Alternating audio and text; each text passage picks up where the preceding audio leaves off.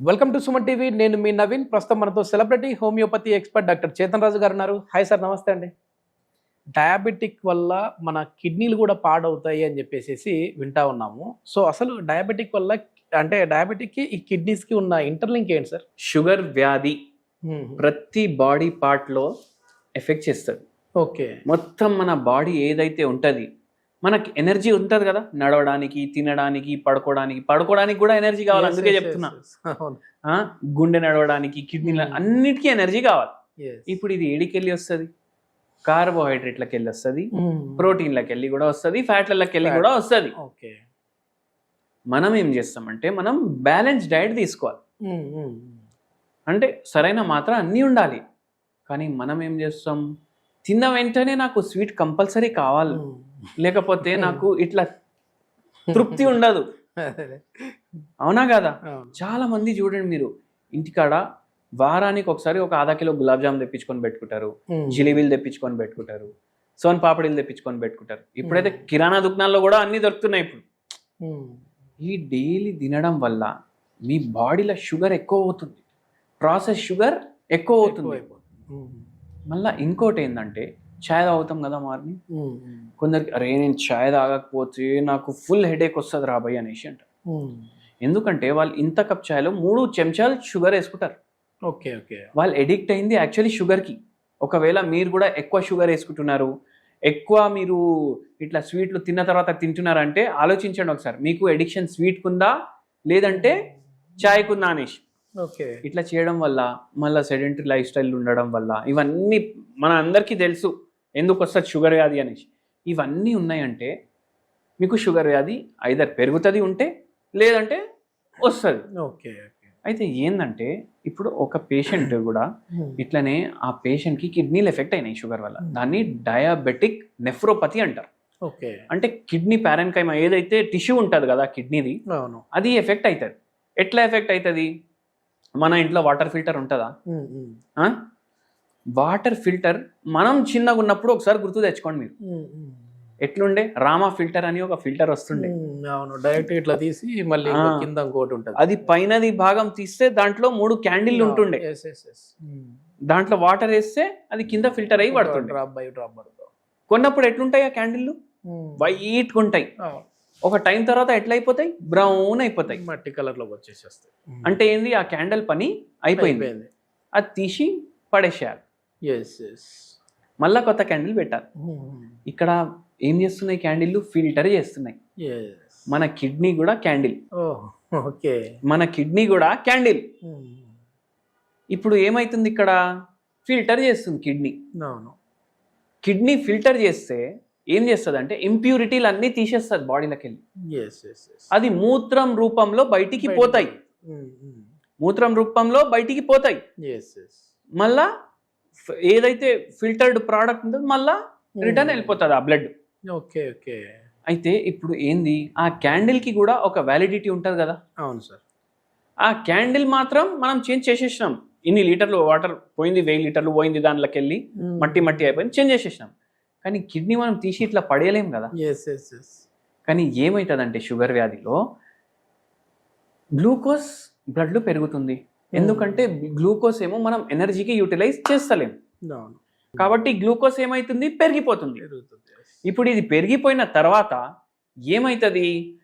ఆ కిడ్నీలు ఏవైతే ఉన్నాయి దానికి నరాలు సిగ్నల్ పంపిస్తాయి, చూడు బాడీలో గ్లూకోజ్ ఎక్కువైంది, ఓకే, తీసి బయట పడేసాయి. కిడ్నీకి కూడా రియలైజేషన్ అవుతుంది, అవును గ్లూకోజ్ ఎంత పెరిగిపోతే ఎట్లా. ఇప్పుడు తర్వాత న్యూరోపతి వస్తుంది, రెటినోపతి వస్తుంది, మళ్ళీ డయాబెటిక్ ఫుట్ వస్తుంది. అవునా కదా? ఇవన్నీ వస్తాయి, తీసి పడేసేయాలి దీన్ని బయట. కిడ్నీకి ఏం తెలుసు? రోజు ఇట్లానే ఇప్పుడు అదేలేండి ఫిల్టరేషన్ చేస్తూ ఉంటుంది. అయితే గ్లూకోజ్ చాలా పెరిగిపోయింది.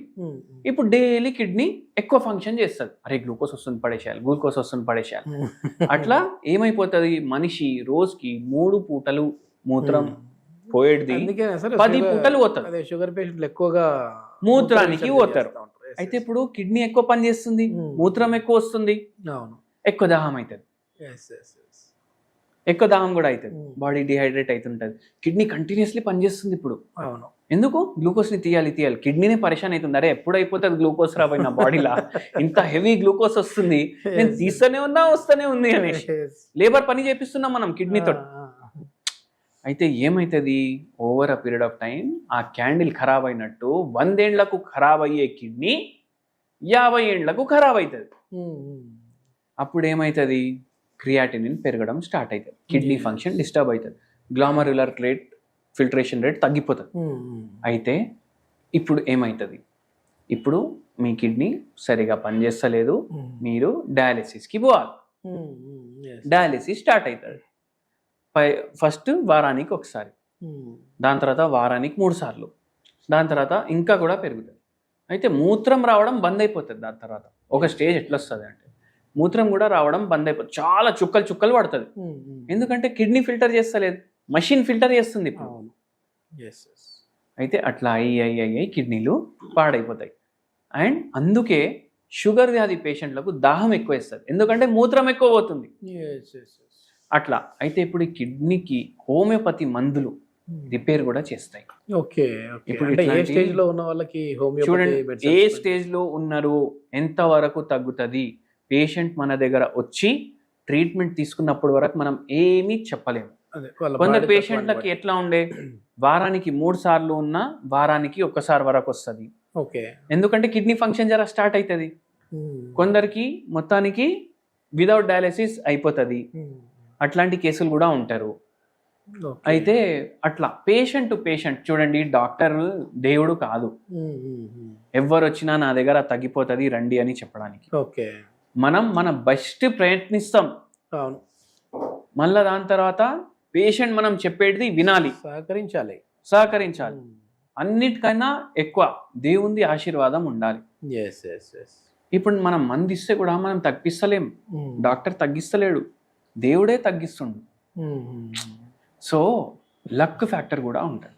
ఓకే. ఇది మామూలుగా ఇట్లాంటి వాళ్ళకి కూడా అంటే వాళ్ళ కిడ్నీ ఫంక్షనాలిటీని బాగా ఉంచుకోవాలి అని అంటే ఏమైనా హోమ్ రెమెడీస్ ఉన్నాయి? అంటే ఇది డయాబెటిక్ వాళ్ళకే కాదు, నార్మల్ గా ఉన్న వాళ్ళకి కూడా ఏదైనా హోమ్ రెమెడీ? డయాబెటిక్ ఉన్న వాళ్లకు, నాన్ డయాబెటిక్ ఉన్న వాళ్లకు కర్క్యూమిన్.